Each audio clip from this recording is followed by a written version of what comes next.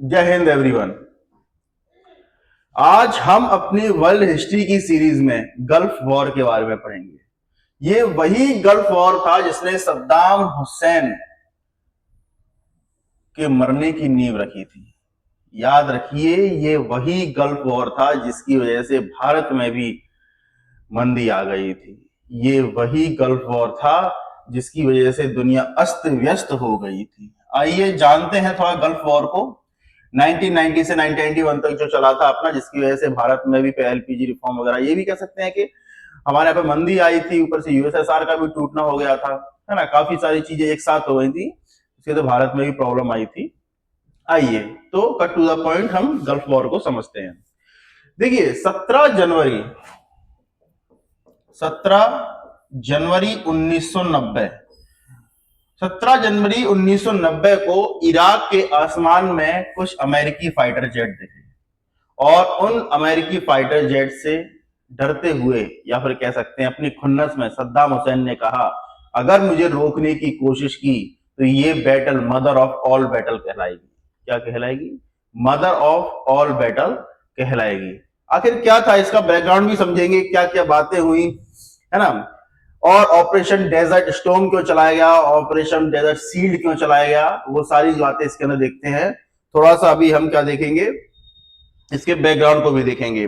याद रखना, ये वर्ल्ड का पहला वॉर था, ये वर्ल्ड का फर्स्ट वॉर था जो कि लाइव ब्रॉडकास्ट हो रहा था। कैसा हो रहा था? लाइव चल रहा था ये, मतलब दुनिया इसमें लाइव देख रही थी इस वॉर को। सोचिए, ये इतना भयानक था कि लोग इस देख देख कर अंदाजा लगा रहे थे कि देखिए कितना खतरनाक वॉर चल रहा है। चलिए, जैसा भी था, लेकिन ये एक ऐसा वॉर भी था जिसके अंदर हाईटेक मशीनरी का यूज किया गया, हाईटेक वेपन्स का यूज किया गया। किनका? वेपन का भी यूज हुआ। ये वर्ल्ड का ऐसा पहला था जैसे वॉर था, या फिर कह सकते हैं ये सदी का आखिरी ऐसा वॉर था, ठीक है, 20वीं सदी का आखिरी ऐसा वॉर था जिसके अंदर हमें क्या देखने को मिली? वेपन्स देखने को मिले, हाईटेक वेपन्स देखने को मिले, और इसके अंदर बहुत ही ज्यादा हाईली मशीनरी का भी यूज हुआ था। ये वो वॉर था ये। चलिए थोड़ा सा बैकग्राउंड को समझते हैं। याद रखिए, एक दौर था, ये कोल्ड वॉर वाला दौर था। ये कैसा दौर था? ये इसको याद रखिएगा, ये कोल्ड वॉर वाला दौर था। ये कोल्ड वॉर वाला दौर था। इसके अंदर जो इराक था, इराक को जो सपोर्ट कर रहा था, इराक को जो सपोर्ट कर रहा था वो था यूएसएसआर। लेकिन यूएसएसआर की हालत ज्यादा ठीक नहीं थी, है ना। तो इसको ये सपोर्ट कर रहा था यूएसएसआर इराक को, है ना। तो इसके चलते एक बार क्या किया इराक ने, ये ये यूएसएसआर का हुआ सपोर्टर, और इराक जो वहां का इजराइल है, जो इजराइल का दुश्मन, यूएसएसआर का दोस्त, इजराइल का दुश्मन, तो ये इसको पसंद नहीं करता था इराक को। तो एक तरीके से देखा जाए, वो मिडिल ईस्ट में इराक भी उसको पसंद नहीं करता था। अगर इजराइल भी पसंद नहीं करता था, इजराइल भी पसंद नहीं कर रहा, तो इसका मतलब यूएसए भी पसंद नहीं करता था।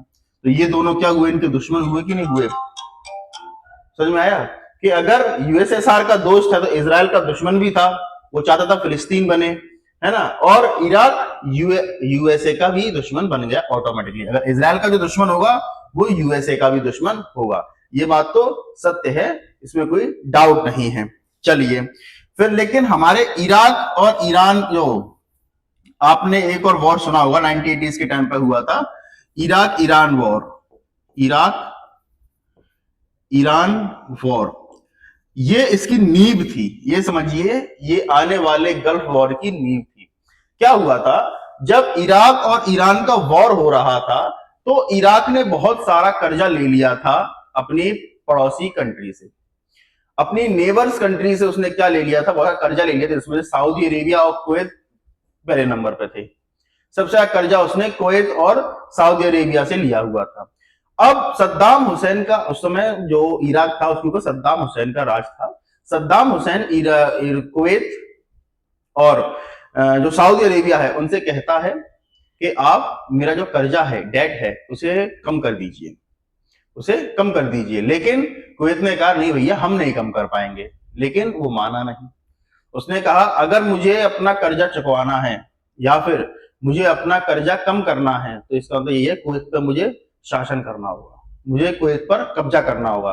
तो उसने कब्जा करने के लिए कुवैत पर अपनी फोर्सेस भेजी। अच्छा, उसके पीछे ने रीजन क्या बताया इसे समझते हैं थोड़ा सा। देखो मैं इसमें लाया भी हूँ, ये रहा।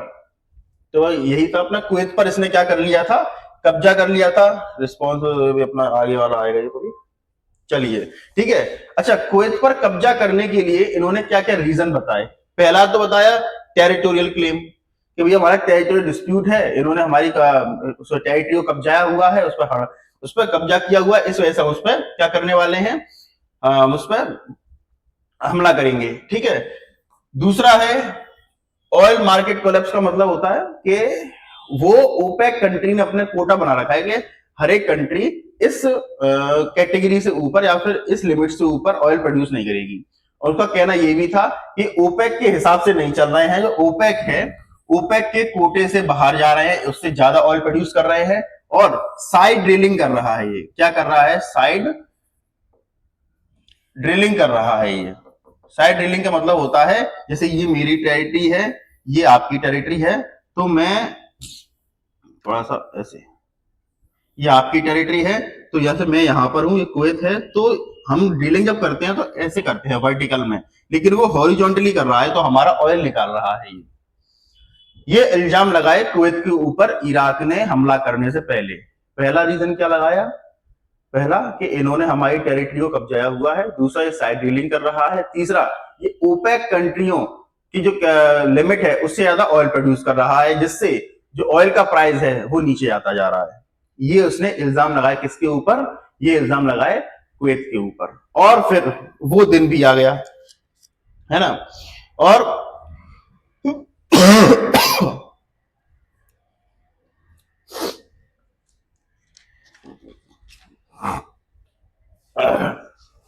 और वो दिन भी आया कि फिर इन्होंने हमला कर दिया किसके ऊपर, कुवैत के ऊपर हमला कर दिया। और कुवैत पर हमला करते ही इन्होंने क्या किया, पूरे कुवैत को कब्जा लिया। अच्छा हाँ, कुवैत पर हमला कर दिया, उसकी पार्लियामेंट पे उन्होंने 2 दिन के अंदर हमला किया, 2 दिन के ऊपर उन्होंने पार्लियामेंट को भी कब्जा लिया, जिससे उनके जो किंग थे तो वो किंग उन्होंने वहां से भागे, मतलब उन्होंने पार्लियामेंट छोड़ दी, गद्दी छोड़ दी, वहां से निकल लिए। ये अपने वहां के रूट्स थे ये, है ना।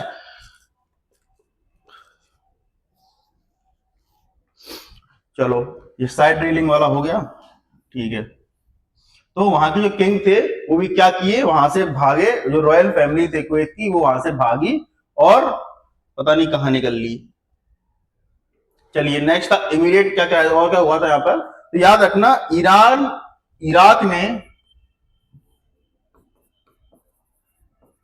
इराक ने जब कुवैत पर हमला किया, तो याद रखना जब कुवैत पर हमला करते ही वहां की बैंकों से, कहां पे, वहां की बैंकों से $1 बिलियन चुरा लिए। कितने, $1 बिलियन वहां से चुरा लिए। मतलब हमला करते ही कुवैत के ऊपर $1 बिलियन को निकाल लिया गया वहां की बैंकों से इराक के द्वारा। लेकिन यहीं पर फिर यूएन का रेजोल्यूशन 660 ये पास होता है और इसमें कहा जाता है कि भैया जो आपने हमला किया है वो बहुत गलत किया है इराक कुवैत के ऊपर, आप वहां से अपनी सेना वापस लेकर आइए, ठीक है। तो लेकिन वही था कि सद्दाम हुसैन था, किसी की मानने वाला नहीं था, तो यूएन के इस रेजोल्यूशन का भी मतलब निकला नहीं, है ना। फिर थोड़ा और आगे बढ़ते हैं और इराक जो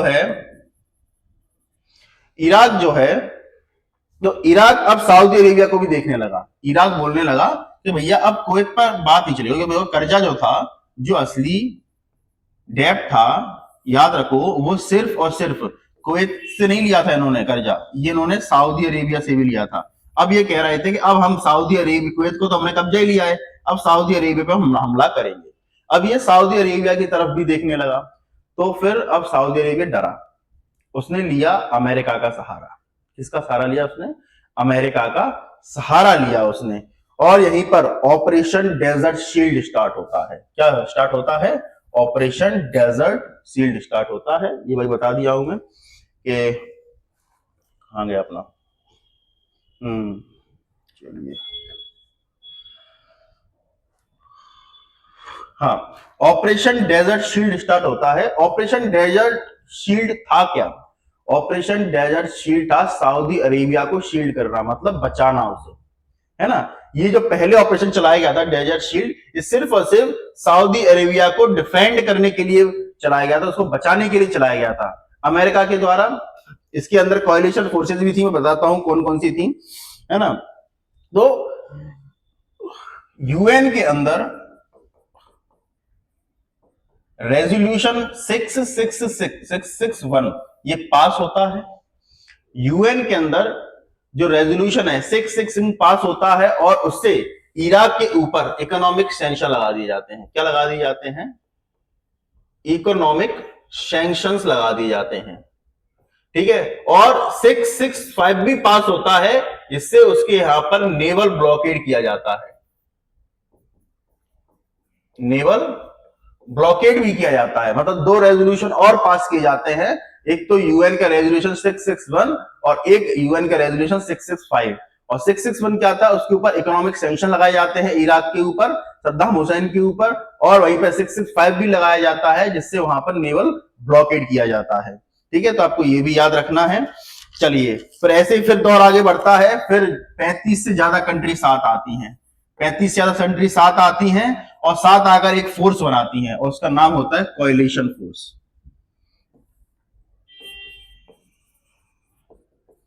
कोएलिशन फोर्सेस उसका नाम होता है, तो याद रखना है आपको। तो कोएलिशन फोर्स 35 से ज्यादा कंट्रीज थी जो एकदम साथ आती हैं, और साथ आकर क्या करती है भैया? वो ये रही, देखिए, इसमें थी फ्रांस थी, यूके थी, कनाडा थी, सिंगापुर, अर्जेंटीना, इटली, मतलब ऐसे ही 35 कंट्री और भी थी। याद रखना है, सबका अपना अपना कंट्रीब्यूशन रहा है। फ्रांस का क्या रहा है? इन्होंने अपनी तरफ से जो आर्मी भेजी थी ग्राउंड के लिए, तो वो ग्राउंड फोर्स भेजी इन्होंने। ब्रिटेन ने भी अपनी तरफ से एयर, नेवल एंड ग्राउंड तीनों तरीके, मतलब आर्मी, नेवी, एयरफोर्स तीनों भेजी इन्होंने। कनाडा ने अपनी तरफ से आर्मी और नहीं, नेवी और एयरफोर्स भेजी थी इन्होंने, ठीक है। ऐसे इटली ने एयरफोर्स भेजी थी। अर्जेंटीना ने अपनी तरफ से नेवी भेज रखी थी, और सिंगापुर ने अपनी तरफ से भैया इन्होंने अपनी तरफ से मेडिकल आर्म फोर्स भेजी थी, मतलब मेडिकल टीम भेजी थी। कोई घायल हो जाता, कुछ भी हो जाता, तो उसके लिए कैजुअलिटी को देखते हुए उन्होंने भेजी थी उन्होंने, ठीक है। तो सबने अपने अपने फोर्सेस भेजी हुई थी, और सऊदी अरेबिया को डिफेंड करने के लिए ही क्या कहते हैं उसे, ऑपरेशन डेजर्ट शील्ड चलाया गया था, ठीक है। चलिए, फिर दौर ऐसे ही आगे बढ़ता है, और याद रखना है 29 नवंबर 1990 को भैया इनको अल्टीमेटम दिया जाता है कि आपको 2 हफ्ते के अंदर आपको क्या करना है? 2 हफ्ते के अंदर आपको कुवैत से अपनी फोर्सेस वापस लेके आनी। ये बात किसने कही थी? ये बात कही थी अपने यूएन ने। अगर आप नहीं करते हैं तो हम अपनी तरफ से क्या भेजेंगे? हम अपनी फोर्सेस को भेजेंगे, अपनी फोर्सेस को भेजेंगे। ये बात किसने कही? ये बात यूएन ने कही थी, ठीक है। लेकिन फिर उसके बाद जब कहते हैं कि ये टाइम खत्म होने वाला था, तो लास्ट चांस दिया गया था, लास्ट चांस दिया गया था इराक को। और लास्ट चांस देते ही इराक से कहा गया कि चलो एक बार बात करते थे। इराक के फॉरेन मिनिस्टर और अमेरिका के फॉरेन मिनिस्टर दोनों ने टेबल उन्होंने बात की कॉल पे, और 7 घंटे बात हुई टोटल। और 7 घंटे की बात जब हुई तो उसमें यही निकल कर आया कि कोई मुद्दा ही नहीं था, मतलब कि भैया कोई इसके आउटकम्स निकल कर नहीं आए, कोई रिजल्ट निकल कर नहीं आया। ना इराक माना, अमेरिका समझाते समझाते पागल हुआ, इराक माना नहीं। तो इन्होंने क्या किया? फिर जैसे ही डेडलाइन खत्म हुई उसके 2 दिन बाद, उसके 2 दिन के बाद इन्होंने अपनी कोएलिशन फोर्सेस को भेज दिया। कोएलिशन फोर्सेस वही थी जहां 35 से ऊपर देश आए थे, जिन्होंने साथ मिलकर फोर्सेस बनाई थी। 35 से ज्यादा देशों ने अपनी फोर्सेस को यहां पर भेजा था, उनको कोएलिशन फोर्सेस कहा था। उनका सिर्फ और सिर्फ ये मानना नहीं था कोएलिशन फोर्सेस का कि हमें यहां पर इराक जो कुवैत भी आजाद कराना है। उनका ये भी था कि हमें जो ईरान है उसकी आईआरजीसी को भी कमजोर कर देना है ना, तो इससे आगे चल के वो भी ना खड़ा हो पाए। तो ये सारी चीजें इसके अंदर हो रही थी। तो 2 दिन के अंदर इन्होंने भी इसमें हमला बोल दिया। तो ऑपरेशन डेजर्ट शील्ड यहां पर हुआ खत्म। कहां पर? ऑपरेशन डेजर्ट शील्ड जो चला था, देखिए ये जो ऑपरेशन डेजर्ट शील्ड जो था वो 16 जनवरी को खत्म हो चुका था, क्योंकि यहां तक इन्होंने किसको, सऊदी अरेबिया को बचाने की बात कर रहे थे, और सऊदी अरेबिया बच गया था। सऊदी अरेबिया ने अपने एयर और लैंड दोनों का यूज करने दिया अमेरिका को, कोalition फोर्सेस को, ठीक है। तो ऑपरेशन डेजर्ट शील्ड तो कामयाब रहा, लेकिन जैसे ही मैंने क्या कहा था कि आखिरी जो बात हुई थी अमेरिका के फॉरेन मिनिस्टर की इराक के फॉरेन मिनिस्टर के साथ कि भैया मान जाओ आप फोर्स वापस ले लो, लेकिन वो नहीं माने। उसके बाद फिर 17 जनवरी से एक नया ऑपरेशन शुरू किया गया, उसका ऑपरेशन का नाम था ऑपरेशन डेजर्ट स्टॉर्म, कि अब भैया हम तूफान की तरह आएंगे रेगिस्तान में और आपको उड़ा के फेंक देंगे। फिर वही आसमान में अमेरिका के और बाकी और कंट्रीज के फाइटर जेट उड़ाना दिखना स्टार्ट हो गए थे, और फिर इन्होंने आगे चल के इतना बुरा हाल किया कि जो भी दिख रहा था उसको मारते आ रहे थे ये लोग, है ना। और लोग इससे भी डर रहे थे क्योंकि जो सद्दाम हुसैन था उसने ये भी कहा था कि मेरे पास वेपन ऑफ मास डिस्ट्रक्शन भी है, मतलब केमिकल वेपन की बात कर रखी थी। तो वहां की फोर्सेस थी तो वो इसलिए डर रही थी केमिकल वेपन है तो ज्यादा नुकसान हमको ही होगा। लेकिन फिर बाद में जब 2003 के बाद सद्दाम हुसैन को मारने के लिए फोर्सेस भेजी जाती हैं, लेकिन ये इराक वॉर जो हुआ था उसमें बात करेंगे अभी हम इसको, ठीक है। उसमें निकल कर आता है इन पर कुछ भी नहीं है, ठीक है। तो डराने वाली बात थी, तो वेपन ऑफ मास डिस्ट्रक्शन से भी लोग डर रहे थे। लेकिन अब जो फोर्सेस थी उनको उतरना पड़ा ग्राउंड में, आखिरकार उतरना ही पड़ा क्योंकि और कोई चारा था नहीं इसका। तो उतर कर उन्होंने क्या किया, यहाँ पर लोगों को मारना स्टार्ट किया, मतलब वहां की फोर्सेस को मारना स्टार्ट कर दिया था। चलिए, उन्होंने सबसे पहले जो हमला किया वो बगदाद पे किया था, इराक की राजधानी। कहां पर किया था उन्होंने, बगदाद में किया था, इराक की राजधानी में उन्होंने हमला किया था, ओके। और इराक ने एक और चाल चली बढ़िया सी कि इराक ने अटैक कर दिया इजराइल के ऊपर। किसके ऊपर, इजराइल के ऊपर अटैक कर दिया। और इजराइल के ऊपर अटैक करने के बाद अब इराक को यह लग रहा था कि अगर इजराइल ने इराक पे दोबारा अटैक किया तो जितने भी मुस्लिम देश इनके साथ आए हैं, अमेरिका वालों के साथ आए हैं, तो वो पीछे हट जाएंगे। लेकिन इराक ऐसे जो जॉर्ज डब्ल्यू बुश थे उस समय प्रेसिडेंट जो थे, उन्होंने रोक लिया इजराइल को कि भैया अभी रिटेलिएट मत करो, अभी हमारा यहाँ पर ऑपरेशन चल रहा है, अगर आप यहाँ पर बोल गए तो दिक्कत हो जाएगी, ये सारे देश यहाँ से निकल लेंगे। उसने हमला किया इराक ने इजराइल के ऊपर, लेकिन कुछ नहीं बोला, इजराइल कुछ नहीं बोला और ये सारी चीजें वहीं पर सिमट गई। तो इससे क्या हुआ भैया, इजराइल को उससे बहुत ज्यादा धक्का लगा इराक को, ऐसा कैसे हो गया। और इसी चिड़चिड़ी में उन्होंने क्या हुआ, जो कुवैत के वहां पे ऑयल फील्ड थी, तो कुवैत की ऑयल फील्ड पर उन्होंने हमला करना स्टार्ट कर दिया, मतलब जिस पर कब्जा किया था उन्हीं पर हमला किया, जिसकी वजह से देखा है तो वहां पे जो ऑयल फील्ड्स थी वो सारी भस्म हो गई, जल गई, फट गई। अब क्या हुआ इससे कि वहां पे धुआं निकलना स्टार्ट हुआ, ब्लैक जो बादल थे वो सारे कैसे हो गए, ब्लैक हो गए थे, जिसकी वजह से केमिकल की जो हम रेन देखते हैं एसिड रेन, वो होना स्टार्ट हो चुकी थी वहां पर। तो इससे देखा जाए तो काफी सारे क्लाइमेट चेंजेस भी देखने को मिले, है ना। तो वो सारी चीजें हमें इसमें देखने को मिल रही थी। चलिए नेक्स्ट देखते हैं। फिर फाइनली जो इराक है वो लास्ट में आगे हार मानता है, और हार मानते ही उसने कहा कि चलो भैया अब मैं यहां से निकलता हूं। और जाते जाते सद्दाम हुसैन फिर से इराक में कुवैत के अंदर कुछ लैंडमाइन बिछा के चले गए थे, और वहां की ऑयल फील्ड्स थी उन्हें तबाह करके चले गए थे, जिसकी वजह से वहां पे काफी सारा हमें नुकसान देखने को मिला था। चलिए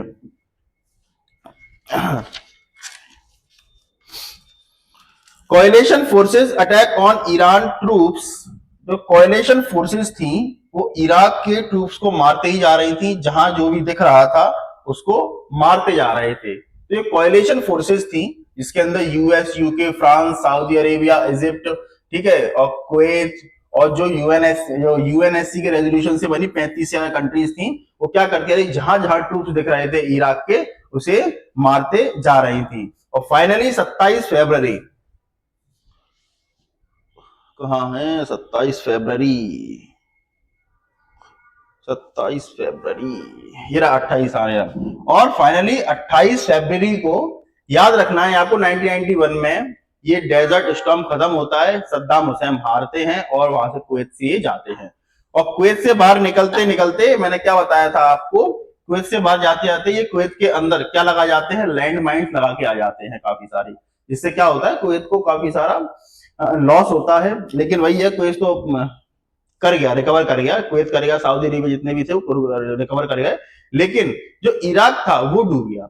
इराक सैंक्शंस में चला गया, उसकी इकोनॉमी कोलैप्स कर गई, उसके लोग मर गए, वहां सिविल वॉर स्टार्ट हो गया, है ना। सद्दाम हुसैन अलग ही ऑपरेटर बना बैठा हुआ था, तो वो सारी चीजें स्टार्ट हो गई थी। तो डेजर्ट स्टॉर्म खत्म होता है, चलाया किस लिए गया था? इराक को, कुवैत को आजाद करने के लिए। और फिर आगे चलकर ये रहा, कुवैत को वहां के जॉर्ज डब्ल्यू बुश जो राष्ट्रपति थे अमेरिका के, उन्होंने क्या किया, उन्होंने उसे लिबरेट घोषित कर दिया, मतलब आजाद घोषित कर दिया कि आज से भैया ये क्या है, आज से ये आजाद है। कौन आजाद है? अपना कुवैत आजाद है। तो यूएसए ने भैया इसको आजाद कर दिया। किसको भैया आजाद कर दिया? कुवैत को आजाद कर दिया। हालांकि ऑपरेशन और भी चले थे, डेजर्ट सबने चला था। सेवर क्या था कि ये जो वहां पर जो फंसे हुए लोग थे, और जो वहां पर offensive fast ground offensive known as the 100 hours war, जो वहां पर वॉर चला था कुवैत के अंदर, जो फंसे हुए लोग थे उसको क्या कह सकते हैं, वॉर को खत्म करने के लिए वहां पर ये ऑपरेशन चलाया गया था। ओके, डेजर्ट फेयरवेल क्या था? डेजर्ट फेयरवेल था जो वहां पर अमेरिकी सेना या फिर और जो कॉलिशन गवर्नमेंट ड्रॉप है फोर्सेज रह गई थी, कॉलिशन फोर्सेज, उनको लेकर आने के लिए पीसफुली ये चलाया गया था। चलिए नेक्स्ट देखते हैं। वही लिबरेशन डे फिर इनका स्टार्ट हो गया था। साउथ वेस्ट एशिया के अंदर सीज फायर स्टार्ट हो चुके थे। चलिए, अच्छा एक और चीज थी इसके अंदर कि लीडरशिप कौन कर रहा था? लीडरशिप इसकी कौन कर रहे थे? यूएस जनरल नॉर्मन कर रहे थे। जो ट्रूप्स थे वो कितने थे? 9,50,000 से ज्यादा ट्रूप्स भी गए थे। यूएस अकेले ने 5,40,000 ट्रूप्स भेजे थे अपनी तरफ से, आप ये देखिए, ठीक है। और 3,113 टैंक्स, 18,100 हाँ 1800 एयरक्राफ्ट गए थे। अगर मैं कंपैरिजन की बात करूं, अगर मैं ये कोएलिशन फोर्सेस की और इराक के कंपैरिजन की बात करूं, तो इराकी फोर्सेस के पास क्या था? इराक एंड ऑक्यूपाइड कुवैत उन्होंने कर लिया था, ठीक है। ट्रूप्स की बात किया है तो कितने? 6 लाख ट्रूप्स थे इनके पास, ठीक है। अगर कुछ सामान की बात की जाए, इनके पास आर्सेनल की बात की, 5,500 टैंक थे इनके पास और 700 प्लस एयरक्राफ्ट थे। लेकिन यहीं पर अगर बात की जाए तो इतनी सारे 35 कंट्री थी, इन्होंने मिलकर एक कोalition फोर्स बनाई थी, जिसकी लीडरशिप में कौन था? भैया नॉर्मन थे। और जिसके ट्रूप्स कितने थे? 9,50,000 ट्रूप्स ही थे, जिसमें अमेरिका अकेले नहीं 5,540 भेज दिए थे, है ना। तो मतलब काफी सारे ये आगे ही थे इनसे, और काफी स्ट्रेटेजिक पोजीशन पे थे। काफी सारे ये कह सकते हैं जो कोalition फोर्सेस आई थी, ये काफी इंटेलिजेंट थी, ये सारी चीजों को यूज करना जानती थी। चलिए भैया, सबसे बड़ी दिक्कत कहाँ आई है? सबसे बड़ी देखो, 3,300 टैंक इसके अंदर खत्म हो गए, 2,100 इसके अंदर एपीसी खत्म हो गई, 2,200 आर्टिलरी सिस्टम इसके अंदर खत्म हुआ। तो ये कितना ज्यादा नुकसान हुआ है यहाँ पे। इकोनॉमिक बर्डन आपको पता ही है, इसका यूएन का सैंक्शन लगा, जिसकी वजह से यहाँ पर इकोनॉमिक क्राइसिस आ गए, यहाँ पर एक्सपोर्ट इंपोर्ट रुक गया इनका ऑयल का, है ना। तो इराक एक तरीके से देखा जाए तो इकोनॉमिकली डूब चुका था। चलिए, इंटरनल एंड एक्सटर्नल शिफ्ट, यहाँ पे भैया सिविल वॉर स्टार्ट हो गई, जो यहाँ पे कह सकते हैं ह्यूमन राइट्स के वॉल्यूशन तो ऐसे आते जाते हो रहे थे यहाँ पर, ठीक है। तो ये हमें बहुत सारी चीज देखने को मिली। नेक्स्ट था कि भैया जो ह्यूमन कॉस्ट थी, कैजुअलिटी क्या क्या हुई, ये देखिए। जो कोएलिशन गवर्नमेंट थी वहां पर देखो, इनकी आई 9.5 लाख लोग आए थे, लेकिन मरे कितने इनके? 13,488 इनकी टोटल कैजुअलिटी हुई थी। तो जो गल्फ वॉर चला था उसके अंदर इतनी सारी हुई थी। अब 292 डेथ जो थी, उनमें से 147 एक्शन समझी थी, बाकी 145 नॉन हॉस्टाइल थी। ऐसे ही इराकी फोर्सेज में 20 से 50,000 मिलिट्री डेथ हुई थी, लेकिन 75,000 घायल हुए थे, और 80,000 से 1,75,000 का तो पता ही नहीं था। उनको तो कैप्चर कर लिया गया था ड्यूरिंग वॉर। ओके, ऐसे अगर कुवैत के अंदर देखते हैं तो 1,000 प्लस सिविलियंस की डेथ हुई थी, और 600 सिटीजन मिसिंग थे। कुवैत गवर्नमेंट के रिकॉर्ड में लिखा गया है कि हमारे यहाँ से 600 लोग तो गायब ही हो गए थे। ये कुवैत वालों की थी ये। और इजराइल और सऊदी दोनों को मिलाकर 75 डेथ हुई थी। ये दोनों की वजह हमला हुआ था उस समय की बात है। इराकी सिविलियन सबसे ज्यादा अफेक्ट तो इन्हीं को हुआ है। इराकी जो सिविलियंस थे वो तो बिना बातें बेचारे दबोचे गए, बिना बातें मारे गए बेचारे, है ना। तो ये सारी चीजें इसके अंदर हुई थी। अच्छा, अभी इराक और ईरान वॉर बाकी है, ठीक है, और एक हमारा इराक वॉर भी बाकी है। अच्छा, तीनों अलग हैं, ये तीनों हुए इराक की वजह से ही हैं, लेकिन तीनों अलग हैं। जैसे 80 से 88 के बीच में, 1980 से 80 से लेकर 88 के बीच में इराक और ईरान वॉर हुआ था। ऐसे ही ये 90 से 91 के बीच में गल्फ वॉर हुआ था, जो भी इराक और कुवैत और अमेरिकन की फोर्सेस के बीच में हुआ था। ऐसे इराक वॉर और हुआ था, वो 2003 से स्टार्ट होता है, जब अमेरिका सद्दाम हुसैन को सत्ता से हटाने के लिए, उसे एग्जीक्यूट करने के लिए, मारने के लिए अपने फोर्सेस को भेजता है। उसे इराक वॉर कहा जाता है। ठीक है, सद्दाम हुसैन को मारा जाता है, वो वॉर अलग चलता है, ये यहीं पे खत्म हो जाता है। तो तीनों अलग है, लेकिन हुए इराक की वजह से थे, हुए सद्दाम हुसैन की वजह से ही थे, इसलिए सद्दाम हुसैन को मारना जरूरी था, है ना। तो इसको भी अभी आगे समझेंगे, 2 सेशन और आएंगे, इराक ईरान वॉर का आएगा और एक आएगा अपना इराक वॉर का, वो अलग रहेगा। ठीक है, तो तीनों अलग रहेंगे। अगर आप यहां तक आए हैं तो सेशन को लाइक कीजिए, शेयर कीजिए, सब्सक्राइब कीजिए, है ना, और मुझे सपोर्ट कीजिए। Thank you so much.